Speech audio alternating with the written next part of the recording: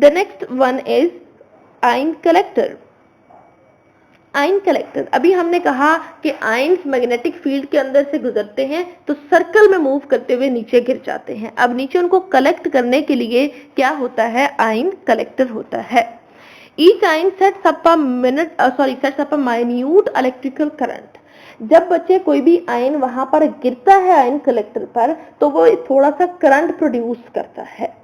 Electrometer is also called ion collector and develops the electrical current.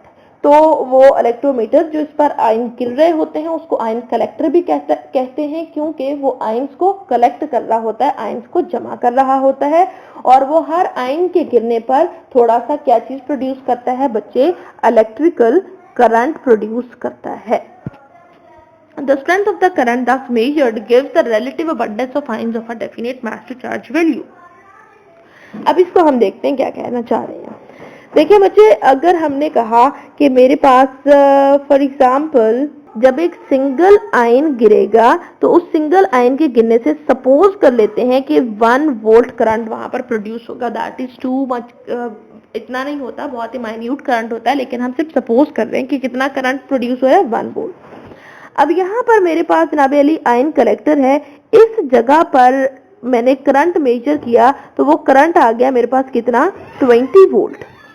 इसका मतलब ये हुआ यहाँ पर कितने आयन्स गिरे हैं बच्चे, 20 आयन्स गिरे हैं। तो इस तरह से करंट की स्ट्रेंथ से हमें पता चल जाता है कि यहाँ पर कितने आयन्स फॉल किए हैं। Similarly, the ions of other isotopes having different masses are made to fall on the collector, कि जितने भी बाकी आइसोटॉप्स होते हैं उन सब के भी आयन्स कलेक्टर के ऊपर गिरते हैं और वहां पर करंट प्रोड्यूस करते हैं। The current strength is measured, और बाद में उस करंट स्ट्रेंथ को मेजर कर लिया जाता है। जैसे अभी मैंने आपको दिखाया कि हमने करंट मेजर किया 20 वोल्ट, तो हमें पता चल गया यहाँ कितने आयन्स गिरे हुए हैं, 20 आयन्स गिरे हुए हैं।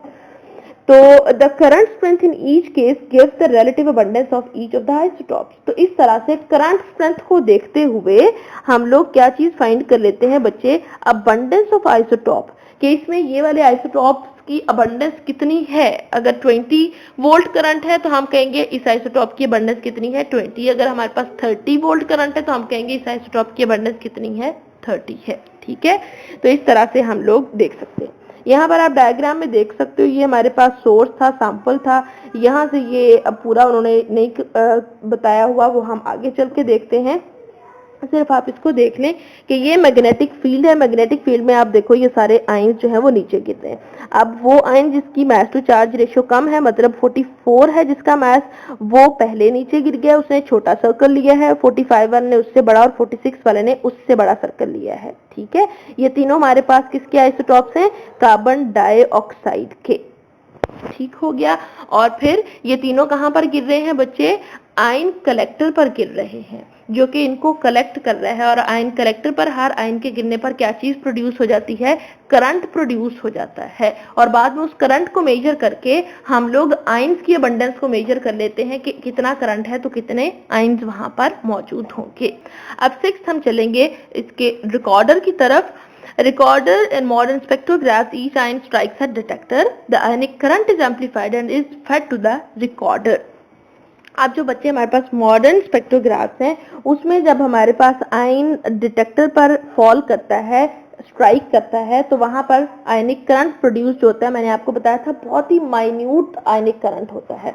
तो फिर वहां पर एक एम्पलीफायर लगा होता है जो कि उस आयनिक करंट, उस करंट को एम्पलीफाई कर देता है। जैसे कि अगर मैं कहती हूँ एक आयन के गिरने से वहां पर सिर्फ करंट प्रोड्यूस हो रहा था 1 वोल्ट, और एम्पलीफायर क्या करेगा, ये इसको एम्पलीफाई करके सपोज कर लेते हैं कितने वोल्ट कर देगा, 20 वोल्ट, जो कि एक बहुत बड़ा यूनिट है जिसको हम इजीली मेजर कर सकते हैं और कंपेयर कर सकते हैं। तो इस तरह से एम्पलीफायर उस करंट को एनहांस कर देता है and is fed to the recorder. और फिर उस करंट को आगे किसमें फीड कर देता है, रिकॉर्डर में फीड कर देता है। The recorder makes a graph showing the relative abundance of isotopes plotted against the mass number. और रिकॉर्डेड फिर हमें डेटा एक ग्राफ की फॉर्म में देता है, जो कि आप नीचे देख सकते हो, जिसमें एक्स एक्सिस पर एटॉमिक मैसेज होते हैं और वाई एक्सिस पर उनकी क्या होती है, अबंडेंस होती है। ठीक है, ये रिकॉर्डर क्या है, ये हमारा कंप्यूटर है।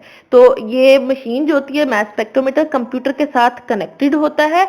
तो हमें जब सैंपल डालते हैं तो एज इट इज ये ग्राफ कंप्यूटर की स्क्रीन पर शो हो रहा होता है। आइए जरा आप इस ग्राफ को देख लेते हैं, इसमें क्या दिखाया हुआ है। इसमें बच्चे आप पहले तो देखोगे कि एक्स एक्सिस पर क्या लिया हुआ है, एटॉमिक मास, और वाई एक्सिस पर इन्होंने क्या लिया हुआ है, रिलेटिव अबंडेंस ली हुई है। अब देखिए हमने यहाँ पर एक जर्कोनियम का सैंपल लिया, इसमें जो जर्कोनियम 90 इसका आइसोटोप था, उसकी अबंडेंस कितनी आई है बच्चे, 50 आई है। ठीक है, और वो हमें यहाँ से पता चल गई है। उसके बाद इसमें जो जर्कोनियम 91 है, उसकी अबंडेंस कितनी आई है, 10 आई है। उसके बाद जो जर्कोनियम 92 है, उसकी अबंडेंस ऑलमोस्ट 17 आई है। उसके बाद जर्कोनियम 94 की भी उतनी ही अबंडेंस आई है, और जर्कोनियम 96 की ऑलमोस्ट 2 to 3% अबंडेंस आई है। तो इस तरह से हमने स्क्रीन पर जैसे ये ग्राफ शो हुआ, उसको देखते ही हमें फौरन से पता चल जाएगा कि हमने जो सैंपल डाला है उसके अंदर क्या क्या कुछ था, उसमें इसके कौन कौन से सैंपल्स थे। ना सिर्फ हमें उन सैंपल्स का मैथ पता चलेगा, बल्कि हमें उनकी साथ में क्या पता चल जाएगी, अबंडेंस पता चल जाएगी। और अबंडेंस कैसे पता चलेगी, उसके करंट स्ट्रेंथ को मेजर करके, जो कि हमने नहीं मेजर करनी, वो रिकॉर्डर ने खुद ही मेजर करके हमें यू ग्राफ बना के दे देना है। आई होप सो कि ये आपको क्लियर हो गया होगा। फर्दर अब हम लोग इंस्ट्रूमेंटेशन को एक दफा फिर से डायग्रामेटिकली देख लेते हैं, ताकि आपको अच्छे से क्लियर हो जाए, और अगर कोई कंफ्यूजन है तो वो बिल्कुल खत्म हो जाए। तो बच्चे यहाँ पर एक बहुत ही अच्छे से इसको डायग्रामेटिकली एक्सप्लेन किया गया, जिसमें फर्स्ट हमारे पास क्या आ जाता है, ये उन्होंने यहाँ पर नोजल दिखाई हुई है, जिसको कह रहे हैं सैंपल एंटर्स हियर। यहाँ से हम अपने सैंपल को इसके अंदर डालेंगे। फिर ये देखें हीटर वेपराइजेस सैंपल, ये जो कॉइल सी लगी हुई है ये वाली, ये हमारे पास किसका काम कर रही है, हीटर का काम कर रही है। और हीटर क्या काम करता है, ये सैंपल को वेपराइज करता है, मतलब कि गैस फॉर्म में कन्वर्ट करता है। अब नीचे आप ये देखो, ये हमारे पास क्या है, इलेक्ट्रॉन बीम सोर्स है। ये क्या करता है, इलेक्ट्रॉन्स को फॉल करवाता है किस पर, हमारे सैंपल के ऊपर। तो ये हमने पढ़ा हुआ है कि जब इलेक्ट्रॉन हमारे सैंपल के ऊपर फॉल करते हैं तो ये इसके को किसमें कन्वर्ट कर देता है, पॉजिटिव आयंस में कन्वर्ट कर देता है। तो यहाँ पर हमारे जो पॉजिटिव आयंस बने, वो पॉजिटिव आयंस फिर आगे एक्सेलरेट होंगे, किसकी मदद से, इलेक्ट्रिक फील्ड की मदद से। और ये हमारे पास दोनों की दोनों, ये और ये क्या है बच्चे, इलेक्ट्रिक प्लेट्स हैं। ये वाली प्लेट हमारे पास कौन सी होगी भाई, नेगेटिव प्लेट होगी, और ये हमारे पास होगी पॉजिटिव प्लेट होगी। तो इलेक्ट्रिक फील्ड के अप्लाई करने की वजह से ये आयंस क्या हो रहे हैं, एक्सेलरेट हो रहे हैं, आगे मूव कर रहे हैं। उसके बाद फिर हमारे पास नेक्स्ट क्या आ जाती थी बच्चे, मैग्नेटिक फील्ड। तो ये वाली जो हमने यहाँ पर अप्लाई की हुई है, ये हमारे पास क्या है, मैग्नेटिक फील्ड है। ठीक है, तो मैग्नेटिक फील्ड इसको सेंट्रीपिटल फोर्स प्रोवाइड करती है, जिसकी वजह से जो आयंस होते हैं वो बेंट वे में चले जाते हैं, वो एक सर्कुलर पाथ में मूव करते हैं। और ये देखें, सर्कुलर पाथ में मूव करते हुए वो नीचे आके फॉल करेंगे, किसके ऊपर फॉल करेंगे, डिटेक्टर के ऊपर फॉल करेंगे। जहां पर हमने देखा कि जब वो फॉल करते हैं तो वो इलेक्ट्रिक करंट प्रोड्यूस करते हैं, और फिर उस इलेक्ट्रिक करंट को कंपेयर करके, मेजर करके उसकी रिलेटिव अबंडेंस को निकाला जाता है। और फाइनली हमें रिकॉर्डर पर एक ग्राफ शो हो जाता है, जिसमें उसके आइसोटॉप्स के मास और उनकी अबंडेंस को शो किया जाता है। So this was a brief explanation of working and instrumentation of mass spectrometer. Here are some other methods that can be used for the separation of isotopes. So the separation of isotopes can be done by the methods based on their properties. Some of them are gaseous diffusion, thermal diffusion, distillation, ultracentrifuge, electromagnetic separation, laser separation. So ये सारे आपने याद करने हैं। और जैसे हमने अभी एक बेसिक सा पढ़ा है मास स्पेक्ट्रोमीटर, तो इन सब की भी अगर मैं बेस पढ़ाने लगूंगी या प्रिंसिपल बताऊंगी तो बच्चे ये भी हमारे पास कुछ इतने ही लेंथी बन जाएंगे, इसलिए मैं इनको एक्सप्लेन नहीं कर रही। You just have to memorise all these names, and इंशाल्लाह in the future you will learn all of these, and you will do work by using all of these.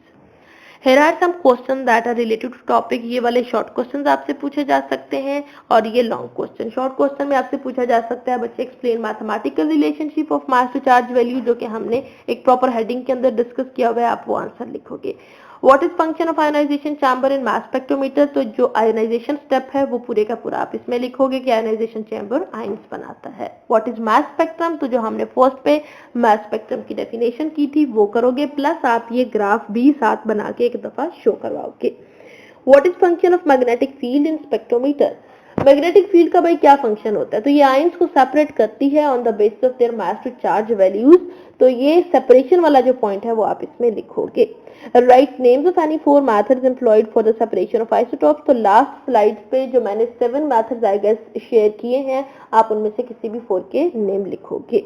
And then finally the long question, how can you determine relative atomic masses of isotopes by mass spectrometry? तो इसमें बच्चे आप mass spectrometry को पहले define करोगे और फिर आप इसकी वर्किंग एंड इंस्ट्रूमेंटेशन पूरी की पूरी डिटेल में डिस्कस करोगे. आई होप सो कि ये टॉपिक आपको क्लियर हो गया होगा, but if you have any question then you can ask me freely.